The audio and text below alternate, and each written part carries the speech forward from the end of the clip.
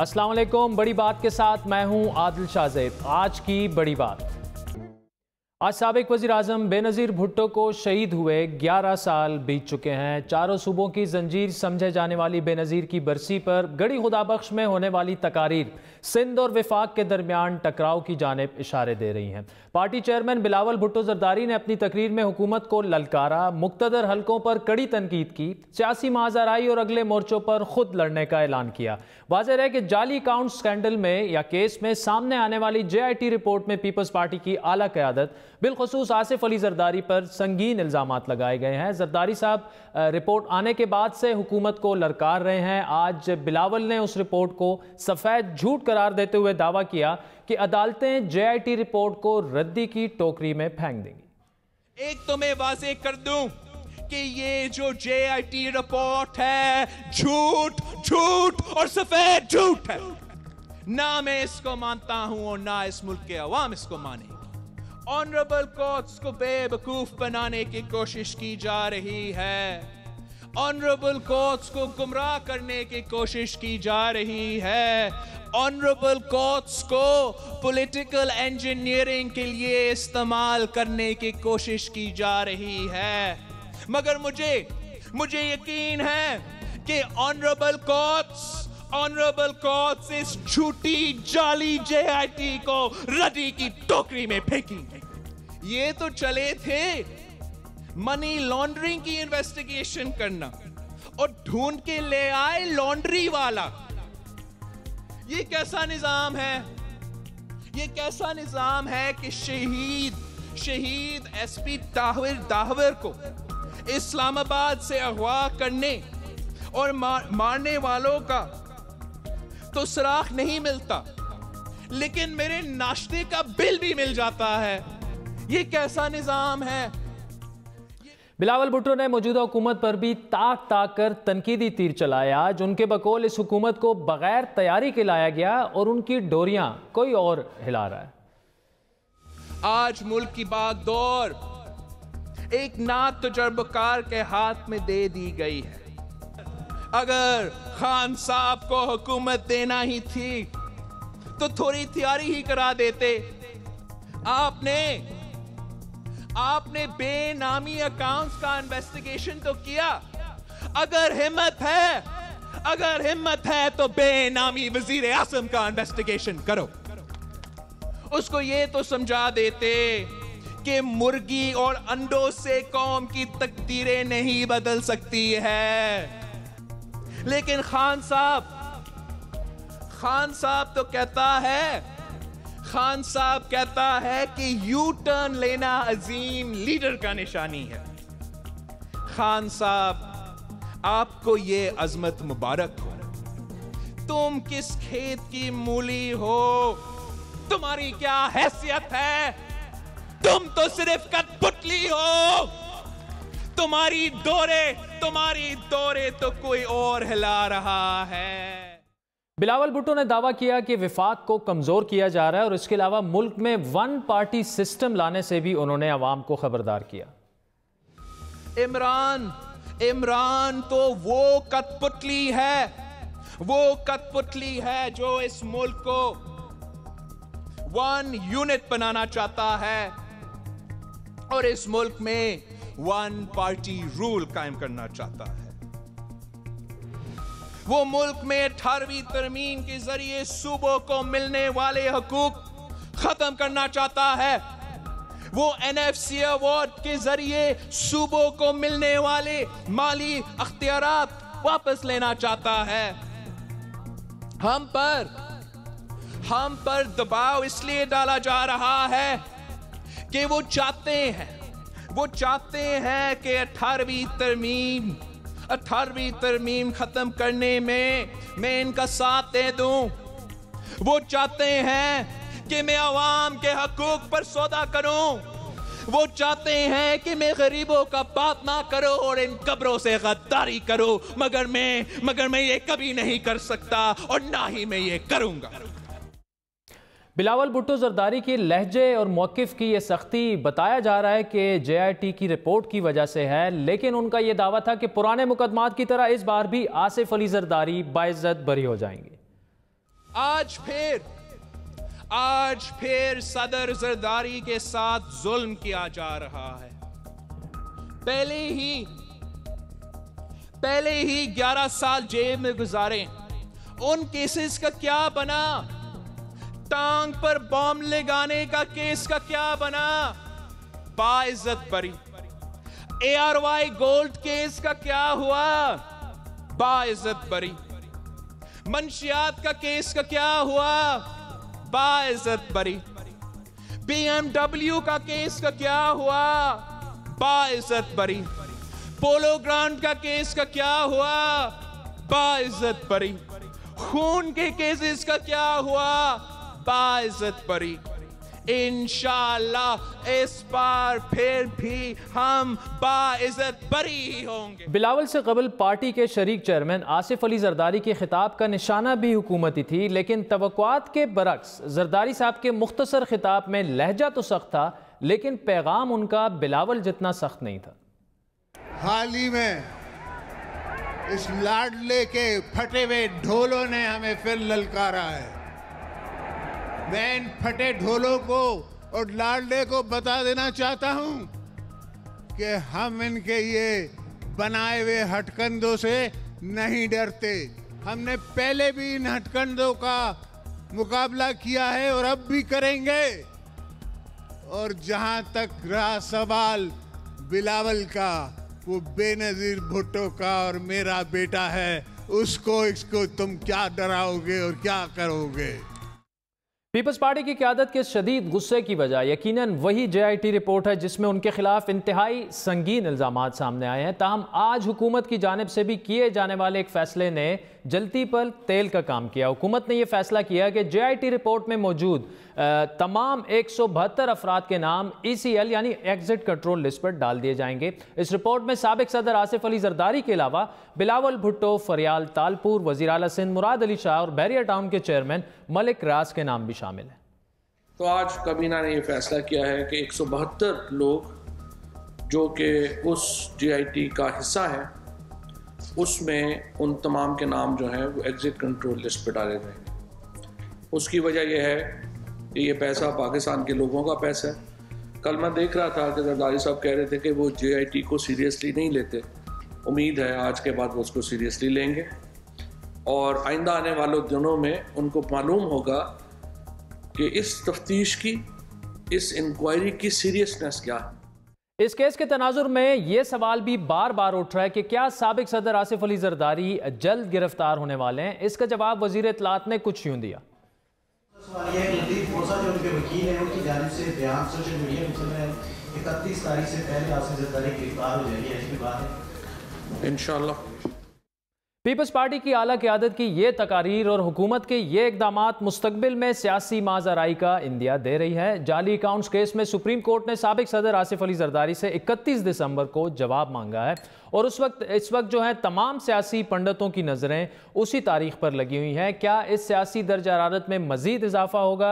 अगर आसिफ अली जरदारी गिरफ्तार हो जाते हैं तो क्या पीपल्स पार्टी एहतजाजी सियासत पर उतर आएगी और क्या हुकूमत की माँ पर ही अपोजिशन जमातों के खिलाफ यकतरफा एहतसाब का अमल चलाया जा रहा है? बात करेंगे तहरीक इंसाफ के रहनुमा सदाकत अब्बासी से। इसके अलावा सीनियर तज्ज़ियाकार आरिफ निज़ामी साहब, मुजीबुर रहमान शामी साहब और पीपल्स पार्टी के रहनुमा कमर जमान कायरा भी हमें थोड़ी देर में ज्वाइन करेंगे। सदाकत अब्बासी साहब, आपकी तरफ आते हैं स्ट्रेट। बिलावल भुट्टो ने आज बड़ी जारहाना तकरीर की। उनके बकौल जो लोग आपको यानी तहरीक इंसाफ को हुकूमत में लेकर आए हैं उनको चाहिए यह था कि वो आपको ये भी सिखा देते कि हुकूमत कैसे की जाती है।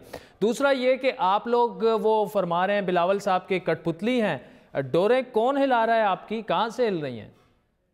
देखिए जी, आज बड़ा अफसोसनाक दिन था। मुल्क की बड़ी कायद मोहतरमा बेनज़ीर भुट्टो शहीद का उनका आज यौम वफ़ात था और आज अफसोस की बात थी। और मैं एक्सपेक्ट कर रहा था कि बिलावल एक इमर्जिंग लीडर हैं पाकिस्तान के और बड़ी पार्टी के वो चेयरमैन हैं, तो वो बेनज़ीर साहिबा की खिदमात पे, उनके फ़लसफ़े पे बात करेंगे, उनके लिए जो जमहूरियत की कुर्बानियाँ दी उस पर बात करेंगे, कोई भुट्टो साहब के फ़लसफ़े पे बात करेंगे। लेकिन बिलावल साहब को पता नहीं, अब मेरा ख्याल है कि बहुत ही बड़ा उन्होंने गलत आज जो एक काम किया अपने फ्यूचर के लिए कि वो अपने वालिद साहब के केसेस की JIT पे तनकीद करते रहे, वो मुल्क के दिफाई इदारों पे तनकीद करते रहे, मुल्क की जो अदलिया है उस पर तनकीद करते रहे और ये इस तरह के वो बातें करते रहे। तो मेरा ख्याल है कि ये उनके लिए as a political leader of future ये बड़ा नेगेटिव बात थी। उनका आज किरदार ख़राब हुआ, उनका इमेज ख़राब हुआ और उन्होंने अपने आप पे बहुत सारे सवाल छोड़ दिए। रही बात कि हम कठपुतली हैं, वो कहते हैं कि हम सिलेक्ट प्राइम मिनिस्टर हैं। मरकज़ में जो हुकूमत बनी है जिस इलेक्शन के प्रोसेस में वो गलत बनी है और वो उसी इलेक्शन में उनके पास जो सूबाई हुकूमत आई है वो ठीक आई है। और मतलब ये एक मज़े का खेज़ बात है। असल बात ये है कि आदिल साहब वो बेचारे फंस गए हैं। अब उनको समझ नहीं आ रही कि वो 18वीं तरमीम का कार्ड खेलें, सिंध का कार्ड खेलें, जमहूरियत का कार्ड जो ऑलरेडी मुस्लिम लीग नून उठा के फिर रही है अपनी करप्शन को बचाने के लिए। सदाकत अब्बासी साहब, थैंक यू। आपसे गुफ्तगू जारी रहेगी। इस वक्त पीपल्स पार्टी के सीनियर रहनुमा कमर जमान कायरा साहब ने हमें ज्वाइन किया। कायरा साहब, आज बिलावल ने बड़ी एक एग्रेसिव तकरीर की और ये कहा जा रहा है, निज़ामी साहब से भी हम आगे चल के बात करेंगे, उससे उस वक्त मेरी बात हो रही थी तो वो भी इससे एग्री करते हैं कि पिछले 10 सालों में शायद पहली बार इस तरह खुल के पीपल्स पार्टी हकीकी अपोजिशन के रूप में नज़र आ रही है। तो ये बताइएगा कि कोई तहरीक भी शुरू करने जा रहे हैं या सिर्फ तकरीर तक ही मामला था आज का? देखिए, हालात पे डिपेंड करता है। पॉलिटिक्स में आपको सारे फैसले हालात के मुताबिक लेने होते हैं। पीपल्स पार्टी मुख्तलिफ औकात में अपने मुख्तलिफ इजहारिये करती रही है और हम कभी भी स्टैंड स्टिल पोजीशन वाली या टकराव वाली कैफियत में नहीं जाना चाहते। ना इदारों के साथ कभी टकराव हमारा हुआ है। ये इस मुल्क के अंदर रवायत रही है। कई जमातें हैं जिन्होंने बाकायदा आर्मी चीफ निकाले हैं, उनके साथ टकराव किए हैं। हमारा ऐसा कोई रिकॉर्ड नहीं। जिन्होंने जजेस को निकाला है, अदालतों पे हमले, हमारा कोई रिकॉर्ड नहीं है। लेकिन हम इदारों के साथ एक जो डायलॉग है और जो हम समझते हैं कि उनका रोल होना चाहिए, उसके लिए हमारी स्ट्रगल रही। आज बिलावल साहब ने जो बातें की, लोग उसको अपने अपने रंग में देख रहे हैं। देखिए, उसके दो पहलू हैं। एक है कि जो बातें कहीं उसका एसेंस क्या है, कंटेंट क्या कंटेंट गलत है या लहजे में तलखी है। तो लहजे की तलखी जो है अल्फाज के चुनाव में, या लहजे की तलखी जो है वो उसके माने और है। वो तो कभी बंदा जब ज्यादती का शिकार होता है और कंसिस्टेंटली होता है तो खैर और उसके लहजे में कभी तलखी आ भी जाती है। लेकिन सवाल ये है पहला कि क्या उन्होंने जो बातें की हैं उसके कंटेंट में भी कोई गलती है। अच्छा कारा साहब, जो ECL का गवर्नमेंट का आज फैसला है वो तो कह रहे हैं जितने लोग भी JIT में मेंशन्ड हैं सबको वो डाल रहे हैं। उनमें जरदारी साहब भी हैं, बिलावल साहब भी हैं, वज़ीर आला सिंध भी हैं, फारूक एच नायक साहब भी हैं, काफ़ी लीडरशिप है आपकी। इसके अलावा मलिक रियाज साहब भी हैं। तो क्या आप इसके खिलाफ अगर तो ये फैसला उन्होंने तो कहा कि हम करने जा रहे हैं, लेकिन अगर वो कर दें और ऐलान बाकायदा नोटिफिकेशन उसका जारी हो जाए एग्जीक्यूटिव ऑर्डर का, तो उसके खिलाफ क्या आप अदालत में जाने का इरादा रखते हैं? ये तो जी लीडरशिप जिन जिन के नाम आएंगे वो फैसला करेंगे कि उन्होंने अदालत में जाना है कि नहीं। हाँ, हम लीगल केस अपना जरूर लड़ेंगे। ठीक है। और कारा साहब, जो बिलावल ये कह रहे हैं कि जी मैं तुमसे लड़ूंगा, तुम्हारे झूठ से लड़ूंगा, तुम्हारे गरूर को तार तार करूंगा, फ्रंट फुट पे जाके फ्रंट मोर्चों में मैं खुद लड़ूंगा, ये पैगाम वो पीपल्स पार्टी के उस जियाले को देना चाह रहे हैं जो सिंध से बाहर, जो फिलहाल पार्टी से थोड़ा सा नाराज है या जो भी वजह है, या किसी और के लिए है ये पैगाम बिलावल का? देखिए, पहली बात तो ये है कि लड़ूंगा, सियासत के अंदर लड़ाई जो होती है ना, ये कोई बंदूक और डंडे से नहीं होती। सियासत के अंदर लड़ाई जो होती है ये सियासी इश्यूज के तहत होती है और सियासी स्ट्रगल के जरिए होती है। तो वो सियासी स्ट्रगल की लड़ाई की बात कर रहे हैं, कोई डंडे उठा के, बंदूकें उठा के और फिजिकल फाइट की बातें नहीं हो रही। तो सियासी लड़ाई की बात है और वो अपने कारकुन को बिल्कुल तैयार कर रहे हैं, उसको कह रहे हैं और मैसेजिंग भी होती है जिसमें भी कोई दूसरी राय नहीं। ठीक। और कारा साहब, जो 18वीं तरमीम की बार बार बात हो रही है, बिलावल ने भी आज मेंशन किया, उससे पहले जरदारी साहब भी, आप लोग भी मुख्तलिफ प्रोग्राम्स में मेंशन करते रहते हैं कि ये चक्कर सारा 18वीं तरमीम के लिए है। तो क्या कोई मैसेज आपको कम्युनिकेट किया गया है कि जी हम 18वीं तरमीम को उसमें मजीद तरमीम करना चाह रहे हैं, ख़त्म करना चाह रहे हैं, आप हमारा साथ दें वरना मुकदमात भुगतें और आप पे मजीद दबाव भी आएगा? कुछ बताया गया आपको? पहली बात तो ये है कि इसके कई तरीके होते हैं जी। अगर हुकूमत के वज़रा फैसल मौदा साहब, अली साहब या इनके बाकी वज़रा जो है, आम लोग नहीं, वज़रा वज़ीर आज़म, वो ये कहें कि इन्होंने जो कुछ कानून साजी की है वो भी मिली भगत है और चार्टर ऑफ डेमोक्रेसी भी मिली भगत है और 18वीं तरमीम और NFC हमारे रास्ते की रुकावट है, तो ये इसके माने हम क्या समझे? आप क्या समझेंगे अगर वो ये कह रहे हैं कि ये तो हमें आगे बढ़ने नहीं दे रही? तो उसका माने तो यही है। और ये बात हमारे कुछ इदारों की ये डिस्कशन मौजूद है कि जी NFC में बहुत सारा पैसा जो है वो सूबों के पास चला गया, सूबे ज्यादा पावरफुल हो गए, मरकज कमजोर हो गया। ये एक डिबेट ऑलरेडी है। जब उसको हुकूमत के वज़रा एक पॉलिसी के तौर पे बयान करते हैं और उसको क्रिटिसाइज करते हैं, तो हम हक बजाने भाई ये सोचने में, क्योंकि हमें पता है कि अगर 18वीं तरमीम को या NFC को हाथ लगाया गया तो उससे बड़े खौफनाक नताइज निकल सकते हैं। और हमने बड़ी कुर्बानियां और बड़ी मुश्किल से ये 18वीं तरमीम के जरिए, NFC के जरिए, गाज़ा के बलोचिस्तान के जरिए हमने पाकिस्तान की बिखरती टूटती फेडरेशन को बचाया था। बार बार अगर मिसट्रस्ट होगा तो ताकत के जोम में बातें सारी दुरुस्त नहीं हो सकती। ये हमारा तो मौक़िफ़ है। अच्छा कारा साहब, जो जरदारी साहब का ये कहा जा रहा है, आज वज़ीर इत्तलात ने भी ये कहा कि जी वो भी कह रहे हैं इंशाल्लाह 31 से पहले, उनके अल्फाज ये हैं, मैं ये नहीं कह रहा इंशाल्लाह, उनके अल्फाज ये हैं कि जरदारी साहब जो हैं 31 या 31 से पहले अरेस्ट हो जाएंगे। अगर वो अरेस्ट होते हैं तो क्या पीपल्स पार्टी एहतजाजी तहरीक का बाकायदा ऐलान कर देगी? देखिए, पीपल्स पार्टी क्या फैसला करेगी ये तो अलग बात है, लेकिन ये जरा गौर फरमाइए, अगर हुकूमत के वज़रा ये कह रहे हैं कि 31 से पहले या 31 को वो गिरफ्तार हो जाएंगे, तो किस बुनियाद पे कह रहे हैं? क्या वो इन्वेस्टिगेटर के ऑफिसर हैं? क्या वो इस सारे अमल को स्पेयर हेड कर रहे हैं? हालांकि नैब का तो ऑटोनोमस इदारा होना चाहिए। अदालत के अंदर अगर जज साहबान केस सुन रहे हैं वो फैसला देंगे या नैब उनको गिरफ्तार करने की बात करेगी? तो इन दोनों से क्या हुकूमत को कोई इंफॉर्मेशन मिल रही है? यही बात तो हम बार बार कह रहे हैं कि ये जो हुकूमत के तर्जुमान हैं, हुकूमत के लोग हैं, जब ये इस तरह की बातें करते हैं तो यही बात मशकूक करती है इस बात सारे अमल को कि ये हुकूमत और इन इदारों का आपस में मिली भगत है, या इदारे इनको कहें कि ये अपनी जबान बंदियां रखें।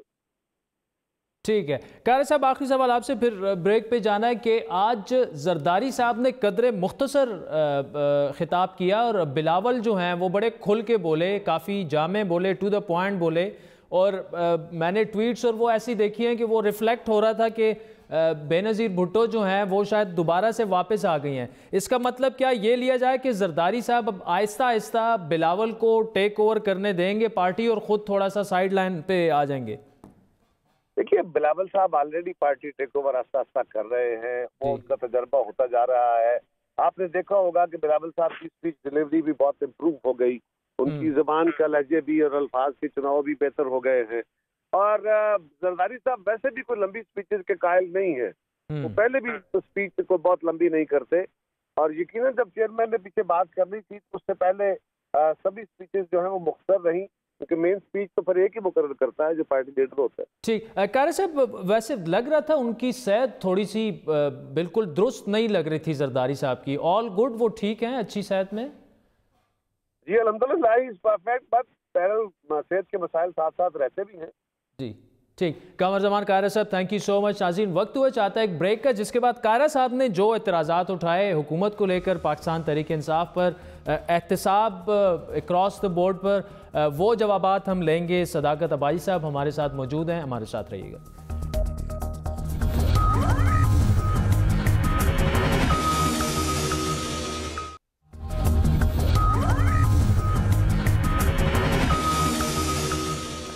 वेलकम बैक नाज़रीन। ब्रेक से पहले हम बात कर रहे थे आज जो बिलावल भुट्टो जरदारी ने खिताब किया गढ़ी खुदा बख्श में, उसके अलावा कायरा साहब हमारे साथ मौजूद है, पीपल्स पार्टी के सीनियर रहनुमा। काफ़ी उन्होंने एतराज़ात उठाए एहतसाब पर, नैब पर और हुकूमत की कारकर्दगी पर। वही सवालात हम सामने रखेंगे। पाकिस्तान तहरीक इंसाफ के MNA सीनियर रहनुमा पाकिस्तान तहरीक इंसाफ के सदाकत अबाई साहब हमारे साथ मौजूद हैं। अबाई साहब, बिलावल ने सूबाई खुद मुख्तारी की बात की और आपके बकौल चूँकि अब उनको JIT की रिपोर्ट सामने आ गई है तो उनको सूबाई खुद मुख्तारी जो है वो ख़तरे में नज़र आ रही है, लेकिन वो बार बार एक बात कर रहे हैं कि PTI जो है एक तो 18वीं तरमीम ख़त्म करने की बात कर रही है और दूसरा ये कि वन पार्टी सिस्टम इस मुल्क में लाना चाह रहे हैं। तो इसका तो बड़ा सिंपल जवाब है। आप अगर आज ये कह दें कि जी ना हम वन पार्टी सिस्टम लाना चाहते हैं, ना 18वीं तरमीम ख़त्म करना चाहते हैं, ये बहस ही यहाँ पे ख़त्म हो जाएगी। पहले मुझे ये बताएं, 18वीं तरमीम कोई खुदा न खास्ता कोई आसमानी सहीफा है? हमारी हुकूमत पार्लियामेंट लेके आई है भाई साहब, क्या बात कर रहे हैं? फिर 18वीं तरमीम आपका क्या ख्याल है कि पीपल्स पार्टी और PMLN की रजामंदी के बगैर हो सकती है? उनको बिलावल को ये समझाना है कि तरमीम करने के लिए 2/3 मेजॉरिटी चाहिए, मेजॉरिटी जो हमारे पास नहीं है। तो अगर मुल्क के सारे लेजिस्लेटर्स इस बात पे एग्री करते हैं तो बिलावल कौन होता है, मैं कौन होता हूँ, जरदारी साहब कौन होते हैं? क्योंकि आइन और कानून का तरीकाकार ये है, अगर 2/3 मेजॉरिटी ऑफ द पार्लियामेंट समझती है कि किसी कानून को तब्दील करना है, उनको दुनिया की कोई ताकत नहीं रोक सकती।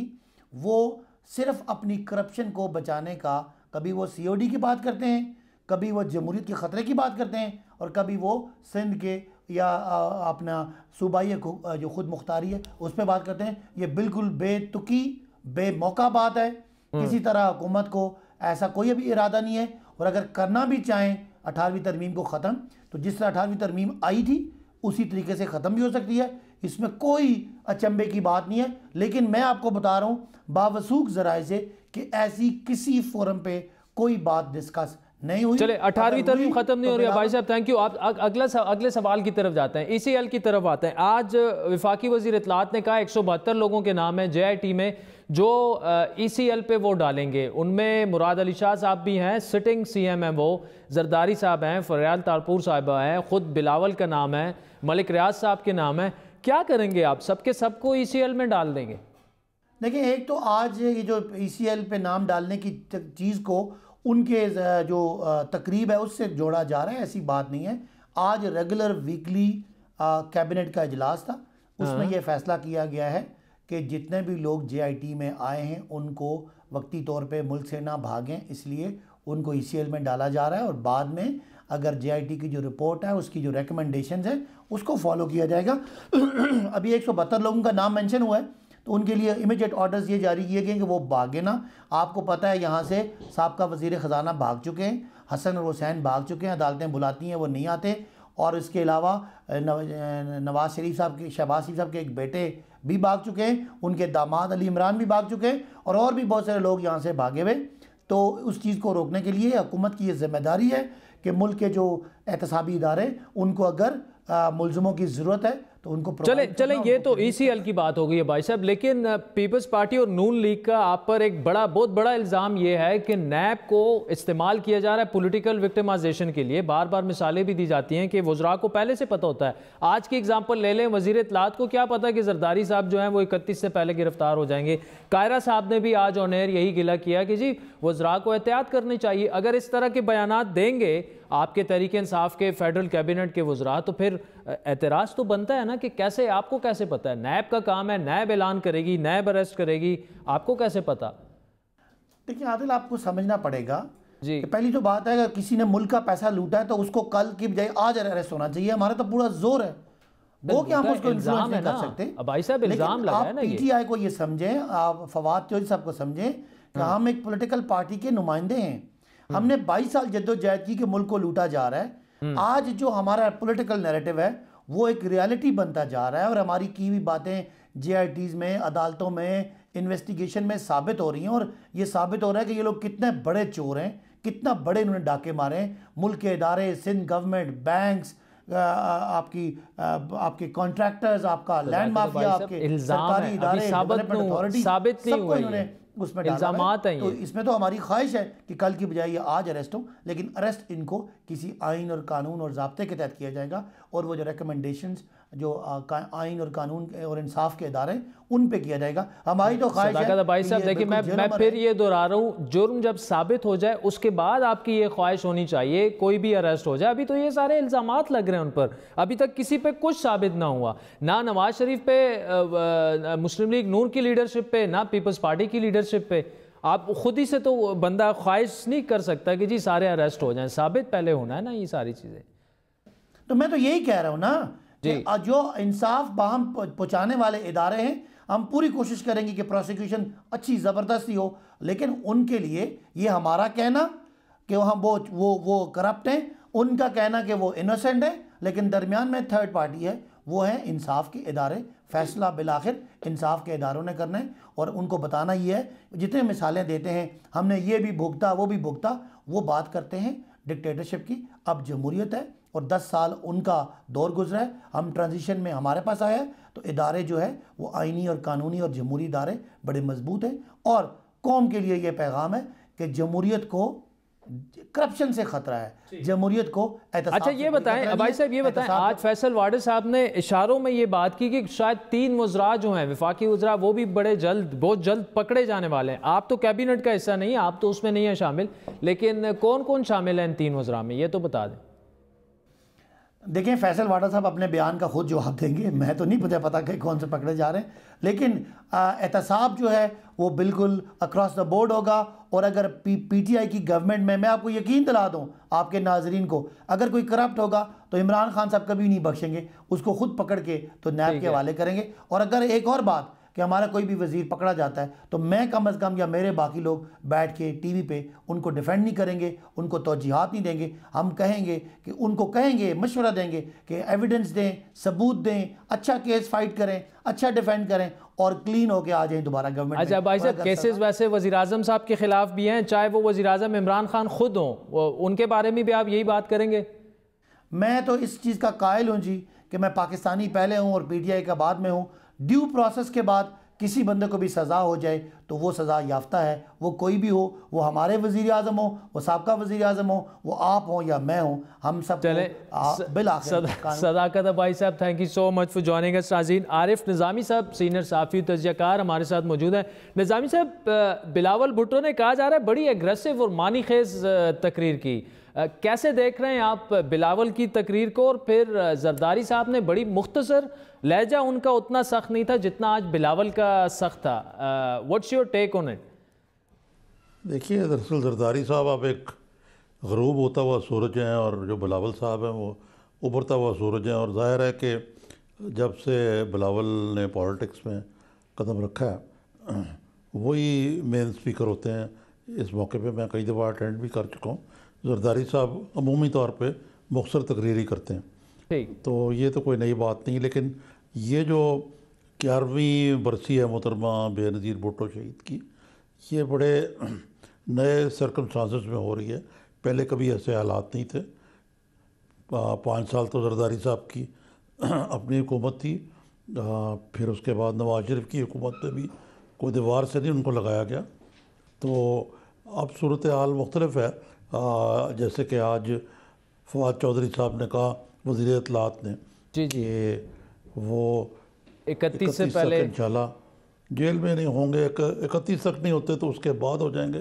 तो उनके गिर्द जो JIT के जो फाइंडिंग्स हैं उनके ज़रिए जो हिसार तंग किया गया, क्योंकि ट्रायल तो एक फॉर्मेलिटी लगती है मुझे अब, जो लंबा चलेगा।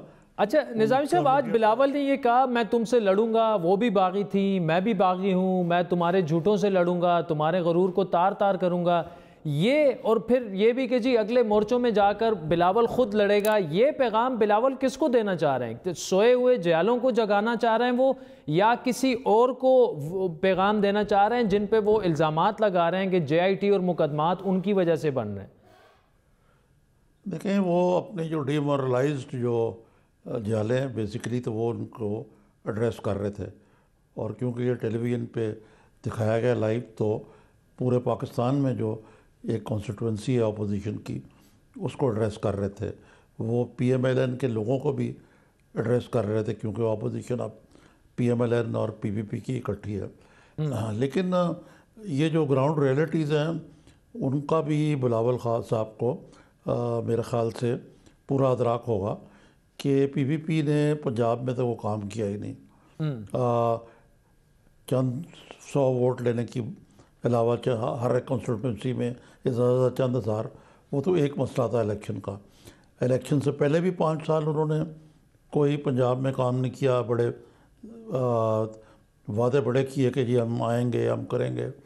तंजीमी उमूर जो हैं वो भी तशदा रहे। यहाँ पे क़यादत भी अजीब किस्म की थी। वट्टू साहब रहे इनकी क़यादत में, जिनको जाले नहीं मानते थे। और इलेक्शन होने में जो PPP के लोग हार गए और जो विनेबल थे वो PTI उनको खींच के ले गई। और ये अमल जो है ये अब भी जारी है। यानी उन लोगों को जिनकी कोई पॉलिटिकल इन्फ्लुएंस है या वो पहले ही पार्लियामेंट में बैठे हैं, वो अब पीटीआई का रुख कर रहे हैं। तो इस अच्छा निज़ामी साहब ये बताएं, बिलावल ने आज ये कहा कि वज़ीर आज़म को अंदाज़ा नहीं हो रहा, विफाक की बुनियादें कमज़ोर हो चुकी हैं। केपी का उन्होंने जिक्र किया, पंजाब का जिक्र किया कि नवाज शरीफ जेल गए तो पंजाब में कैसे नारे लगे। पश्तून तहफ़्फ़ुज़ मूवमेंट पर वो बोले। आज बलूचिस्तान की महरूमियों का उन्होंने जिक्र किया। ऐसा लग रहा है कि वो टकराव की तरफ जाएंगे बिलावल। ये जो आपको उनकी आज की तकरीर दिख रही है, क्या आपको लग रहा है कि बिलावल वाकई उस तरफ जाने के लिए तैयार हैं या सिर्फ तकरीर की हद तक ही उनका ये आज जो भी बयानिया था वो रहेगा? एक तो उन्होंने बेनामी वज़ीर आज़म का, इसका मतलब है वो कहते हैं कि ये इमरान खान जो हैं, जो कह रहे हैं ये पीपीपी वाले भी और पीएमएलएन वाले भी कहते हैं कि ये सिलेक्टेड है, इलेक्टेड नहीं है। एक तो ये बात जहन में रखनी चाहिए।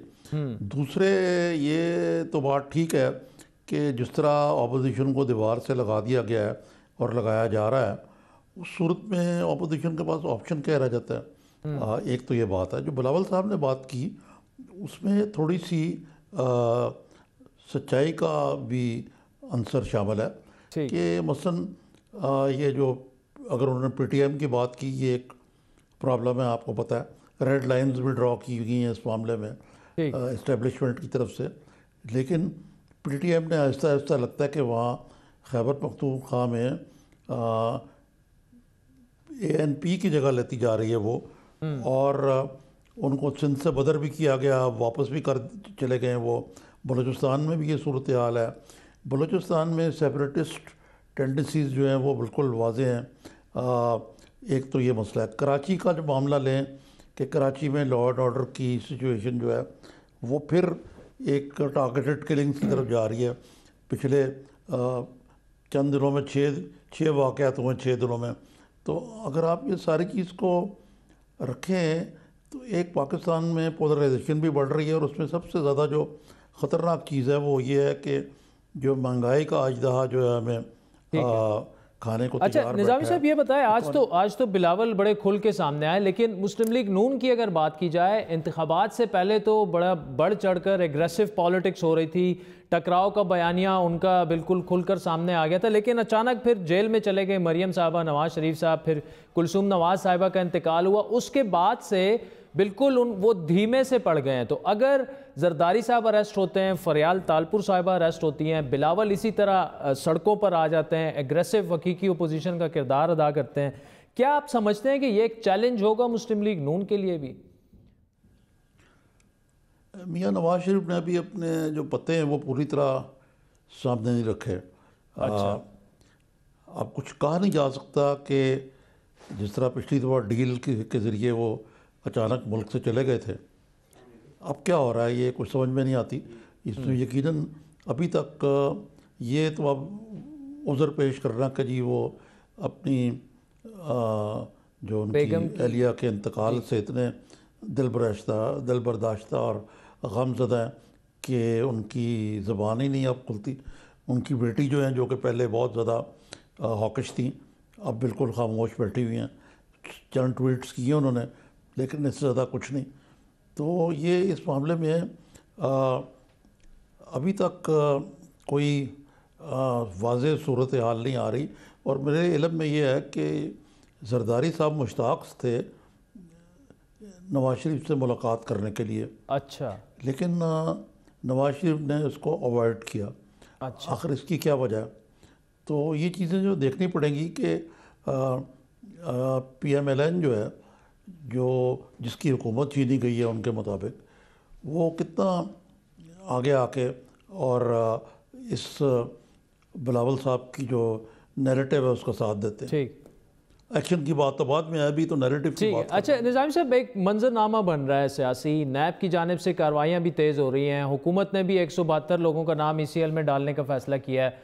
हुकूमत, आप क्या समझते हैं कि ऐसी सिचुएशन में उनमें जो नाम शामिल हुए हैं, मलिक रियाज साहब का नाम भी है, वज़ीर आला सिंध का नाम भी है, तो अगर पीपल्स पार्टी इस तरह की ओपोजिशन करती है बड़ी एग्रेसिव, तो हुकूमत दबाव में आकर ये सारी कार्रवाइयाँ जो हैं वो थोड़ी सी कम कर सकती है, या आप समझते हैं कि तहरीक इंसाफ इस बयानिए पर कायम रहेगी कि इक़्तिदार चलाने के लिए इसी तरह करप्शन जो है, करप्शन के ख़िलाफ़ जो वो समझते हैं एक ड्राइव है, ये जारी रखें? बिल्कुल ऐसे ही है। वो कंटेनर से नहीं उतरेंगे, कंटेनर पे रहेंगे। उनको ये परवाह नहीं है कि कौमी असम्बली में लेजिस्लेशन होती है नहीं, ऑपोजिशन जो है वो सड़कों पे आती है नहीं। वो बहुत कॉन्फिडेंट हैं क्योंकि उनको एक अनप्रेसिडेंटेड किस्म की टेल विंड वो तो हासिल है, सपोर्ट हासिल है उनको। और ये पहली दफ़ा हुआ है कि, जो कि अच्छी बात है वैसे, कि जो अस्करी क़यादत और जो सिविलियन क़यादत है इनके दरमियान जो तालमेल है वो मिसाली है। तो इमरान खान साहब बहुत कॉन्फिडेंट हैं कि सड़कों पर भी नहीं आ सके, क्योंकि सड़कों पे वो आते हैं जिस तरह इमरान खान साहब जब कंटेनर पे सवार थे तो वो अंपायर की आशीर्वाद से वहाँ थे। ये और बात है कि अंपायर ने उंगली नहीं उठाई और वो मामला जो है वो इमरान उसकी को वो सपोर्ट नहीं मिली और नवाज शरीफ को रेस्पाइट मिल गई। तो ये अगर आप सारी चीज़ें देखें तो यकीनन अपोजिशन को दीवार से लगाना और इमरान खान साहब का कॉन्फिडेंट होना, ये सब कुछ जो है, इसीलिए और जो चीज़ एक बार कही गई आज वो और कही जा रही है दबी ज़बान से भी और खुल कर भी, कि पाकिस्तान को एक वन पार्टी स्टेट बनाने की कोशिश की जा रही है। अब इसमें इनकी लीडरशिप को गिरफ्तार करने के बाद अगला मरला होगा इनकी पार्टियों को तोड़ने का, फॉरवर्ड ब्लॉक्स बनवाने का। तो अगर ये सारी चीज़ें ऐसे होती हैं तो वाकई ये मुल्क में जो एक फैशिस्ट टेंडेंसीज़ हैं वो जो पीटीआई में वैसे ही मौजूद हैं वो ऊद कर आएंगी। और इसमें जो एक चीज़ जो जिसको आपको मद्देनज़र रखना चाहिए वो मीडिया की सूरत हाल है कि मीडिया को जिस अंदाज से दबाया जा रहा है, इक़्तिसादी तौर पे भी और वैसे भी कंटेंट वाइज भी, कि बहुत सारी रेड लाइंस जो हैं वो ड्रॉ कर दी गई हैं। तो इस सूरत में तो यानी ये पाकिस्तान का जो एक सफ़र था जमहूरियत की तरफ, अब वो कहते हैं जमहूरियत के नाम पे चोरी है तो जमहूरियत का भी नाम न लें। और वो लोग जो कि जमहूरियत के अंदर जो मुशर्रफ या ज़िया के बाक़ियात हैं वो भी पीटीआई के खूब हामी बन गए, कि जो समझते हैं कि इस मुल्क में जमहूरियत होनी नहीं चाहिए। चले आरिफ निज़ामी साहब, thank you so much for joining us. वैसे तो अगर देखा जाए तो नवाज शरीफ साहब की कैबिनेट में भी ऐसे आधी कैबिनेट उनकी जो थी वो परवेज़ मुशर्रफ साहब की कैबिनेट में वही लोग शामिल थे। वक्त हुआ चाहता है एक ब्रेक का, जिसके बाद एक बड़ी अहम डेवलपमेंट जो लंदन में हुई है, नैब के हवाले से एक फ़ैसला आया है इंटरनेशनल कोर्ट का लंदन में, उस पर बात होगी। हमारे साथ रहिए।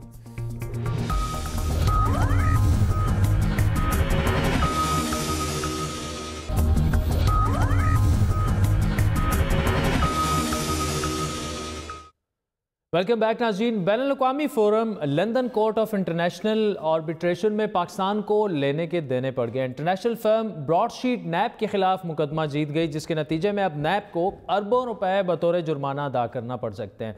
जनरल मुशर्रफ के दौर में हुकूमत में नैब ने इंटरनेशनल फर्म थी एक ब्रॉडशीट, जिससे बरतानिया और अमेरिका में कमो बेश 200 पाकिस्तानियों खुसूसन नवाज शरीफ, बेनज़ीर भुट्टो, आसिफ अली जरदारी के मुबैना गैर कानूनी असासों की निशानदही करके फिर उन एसेट्स को वापस पाकिस्तान लाना था। ये मुआहदा किया गया जिसमें यह तय पाया गया कि ब्रॉडशीट को गैर कानूनी असासों की वापसी पर 20% हिस्सा दिया जाएगा। लेकिन इस मुआहदे के तहत एक अशरे के दौरान यानी 10 सालों के दौरान हुकूमत पाकिस्तान कोई भी पैसा बैरून मुल्क से वापस नहीं ला सकी और नैब ने यकतरफा तौर पर मुआहदा मनसूख कर दिया था, जिस पर ब्रॉडशीट फर्म ने मुआहदे की खिलाफ वर्जी का केस दायर किया लंदन में। दिलचस्प बात यह है कि ब्रॉडशीट कंपनी के मालिक जेरी जेम्स ने 2005 में दिवालिया होने का दावा करते हुए अपनी कंपनी को तोड़ दिया था, ख़त्म कर दिया था, लिक्विडेशन में चली गई थी उनकी कंपनी। नैब ने फिर 2008 में जेम्स के साथ ओरिजिनल कंपनी से हटकर सेटलमेंट की और इसे तकरीबन $2.5 मिलियन की रकम अदा की। लेकिन कुछ अरसे बाद असल जो ब्रॉडशीट कंपनी थी, जो इस दौरान बहाल हो चुकी थी, उसने लंदन की अदालत में केस दायर कर दिया था नैब के खिलाफ कि नैब की जेरी जेम्स के साथ जो सेटलमेंट हुई थी वो गैर कानूनी थी। कंपनी ने नैब के खिलाफ अरबों डॉलर हर्जाने का दावा दायर किया। इस कंपनी का मौक़िफ़ ये भी है कि अगरचे हुकूमत पाकिस्तान ने उनसे मुआहदा मनसूख किया, लेकिन मुआहदा मनसूख होने से पहले उस वक्त की हुकूमत को मियाँ नवाज शरीफ की जायदादों से मुतालिक कुछ मालूमात इस कंपनी ने फराम की थी। फर्म के मुताबिक इन मालूमात को साबिक वज़ीर-ए-आज़म के ख़िलाफ़ पनामा JIT ने इस्तेमाल भी किया। ये मामला ब्रॉडशीट की जानिब से पाकिस्तान की सुप्रीम कोर्ट में भी उठाया गया, जहां अदालत से ये दरख्वास्त की गई कि पनामा JIT के खुफिया वॉल्यूम नंबर 10 की कॉपी उन्हें फराम की जाए, ताकि ये देखा जा सके कि जो भी उसमें इंफॉर्मेशन है क्या वो उस कंपनी की इंफॉर्मेशन तो नहीं जो वॉल्यूम 10 में इस्तेमाल की गई हैं। लेकिन सुप्रीम कोर्ट ने ब्रॉडशीट की ये दरख्वास्त मुस्तरद कर दी थी। वाज़ेह रहे कि नैब और ब्रॉडशीट के दरमियान ये मुकदमा कई बरसों से जारी था, जिसमें नैब के खिलाफ $340 मिलियन जुर्माने का केस किया गया। ये भी इतलात हैं कि अपील मुस्तरद होने की सूरत में अरबों रुपए जुर्माने के अलावा नैब को ब्रॉडशीट कंपनी के केस के अखराजात की मद में भी भारी रकम अदा करनी पड़ेगी लंदन कोर्ट में। नैब पहले ही अपना दिफा करने वाली फर्म Allen & LLP को इस मुकदमे में अब तक $13 मिलियन बतौर फीस अदा कर चुकी है। लेकिन अहम सवाल यह कि बैनुल-अक़वामी मसालती इदारों में ये पहला और आखिरी मुकदमा नहीं, ऐसे और भी मुकदमात हैं जिनका जुर्माना पाकिस्तान के ख़जाने से यानी आवाम के पैसे से अदा होना है। गुज़श्ता साल पाकिस्तान को तुर्की की एक पावर कंपनी के ख़िलाफ़ मुकदमे में $846 मिलियन का जुर्माना हुआ, जबकि रेकोडेक मंसूबे का ठेका मनसूख करने पर भी पाकिस्तान के ख़िलाफ़ फ़ैसला आ सकता है। अरबों डॉलर्स हैं, वो भी अरबों रुपए हैं। यकतरफा तौर पर ठेके मनसूख किए जाने पर कई दीगर कंपनियां भी पाकिस्तान के ख़िलाफ़ बैनुल-अक़वामी मसालती इदारों में पाकिस्तान के ख़िलाफ़ केसेस कर चुकी हैं।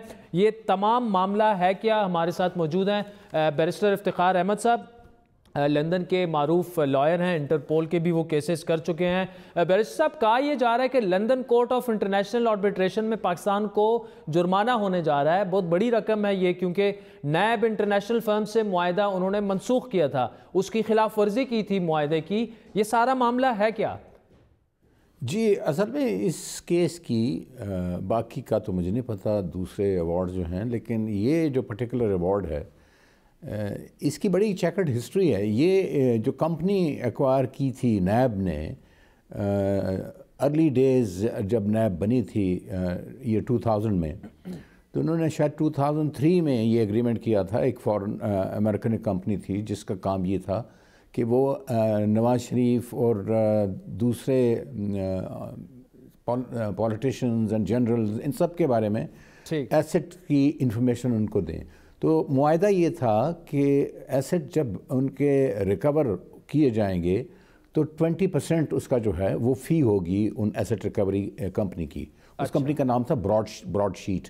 वो ब्रॉडशीट जो थी वो ये मुआहदा करके डिज़ोल्व हो गई, और जो उसका एग्जीक्यूटिव था उसने प्राइवेटली खुद एक एग्रीमेंट कर लिया नैब के साथ। ये वो बोन ऑफ कंटेंशन है। अच्छा। जिसके बारे में तो वो जो कंपनी थी वो लिक्विडेट होके दोबारा रिस्टोर हुई, तो उन्होंने कहा हम ये बंदा तो हमारे साथ था ही नहीं, इसके साथ नैब ने ये एग्रीमेंट करके हमारा एग्रीमेंट तोड़ा कंपनी का।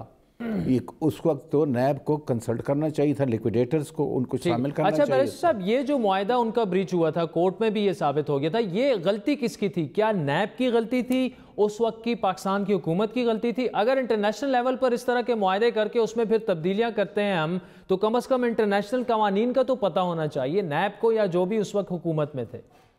जी बिल्कुल, ये सबसे बड़ी कमज़ोरी है हमारे बेपनाह इंटरनेशनल केसेस में, जो जिस तरह से मैं पढ़ता आया हूँ और देखता आया हूँ कि यहाँ पे उनकी एडवाइस इतनी पोर होती है। और बाज़ दफ़े तो वो बिल्कुल ले मैन जैसी लोकल लॉ की नॉलेज रखने वाले भी इन्वॉल्व होते हैं। ज़्यादा किसी ने LLM कर लिया बाहर से इंटरनेशनल लॉ में, वो एडवाइज़र्स बन जाते हैं। और जिसकी वजह से देखें, सिर्फ बाहर के मुल्कों से कॉन्ट्रैक्ट करने में एक वकील की एडवाइस लेना वो सफिशेंट नहीं होता। आपको तमाम उन डायनामिक्स का, फॉर इंस्टेंस अगर वो ये कंपनी डिज़ोल्व हो रही है, उनके लिक्विडेटर्स हैं, वो कोलोराडो में है, अमेरिका में है, आपको लाजिम है कि आप एडवाइस दें नैब को कि हुजूर उनको साथ शामिल करें। उसके बग़ैर आप नुकसान करेंगे अपना, you will be in breach of contract. तो वो जो एडवाइस है वो एब्सेंट होती है। और मुझे समझ नहीं आती कि नैब ने, ये केस तो चलता रहा मुसलसल, ये तो 2016 में उन्होंने हेयरिंग शुरू की थी ये, लेकिन नैब ने बेपनाह कोताही का मुजाहरा किया और उनमें साफ जाहिर लगता है कि there is lack of professional advice. ठीक। और अच्छा बैरिस्टर, मुआहदा ये हुआ था कि नवाज शरीफ और 3-4 और लोगों के पैसे वापस लाए जाएंगे, उनकी जायदाद ढूंढी जाएगी, पैसे वापस आना तो दरकिनार, उल्टा पाकिस्तान को अब पैसे देना पड़ रहे हैं। ये बुनियादी गलती कब तक हम लोग दोहराते रहेंगे? अभी भी उसी तरह के नारे लगाए जा रहे हैं कि इतने बिलियन डॉलर्स हमारे बाहर हैं, लूटा हुआ पैसा है वो वापस लाएंगे, तैयारी कोई नहीं होती। सबक कब सीखेंगे हम? जी बिल्कुल सीखा नहीं है, इसमें कोई शक नहीं है कि प्रॉपर लीगल एडवाइस है नहीं नैब को, मेरी नज़र में। जिस तरह के यहाँ पे जो केसेस हो रहे हैं वो हम देख रहे हैं। और फिर दूसरा ये है कि मिसाल के तौर पे लतीफ़ खोसा साहब फॉर्मर अटॉर्नी जनरल हमारे इंतहाई पेशेवर वकील हैं, इंतहाई मुअज़्ज़ज़ वकील हैं, लेकिन वो भी खबर है कि वो क्लेमेंट को एडवाइस करते रहे पाकिस्तान के मामलात के अंदर। लेकिन आपने बड़ा अच्छा पॉइंट उठाया कि ये रिकवरी तो हुई नहीं उस तरह से। उन्होंने पार्टली क्लेमेंट्स ने रिलाय किया ब्रॉडशीट ने ऑन JIT के वॉल्यूम्स जो थे जिसमें इंडिकेशन थी कि मियां नवाज शरीफ साहब और उनकी फैमिली के इतने एसेट्स जो हैं बाहर के मुल्कों में हैं। अब मुझे ये नहीं पता, ये फैक्ट्स तो आर्बिट्रेशन के हियरिंग के दौरान उन डॉक्यूमेंट्स में से पता लगेंगे कि एलन ओवरी कैसे उन्होंने ये बात जाने दी कि ये पैसे तो हमें मिले नहीं, ये तो इंडिकेशन है। ये तो जब लिक्विडेट होंगे ये फ्लैट्स या महल या जायदादें जिसकी भी हैं और तब रिकवरी होगी।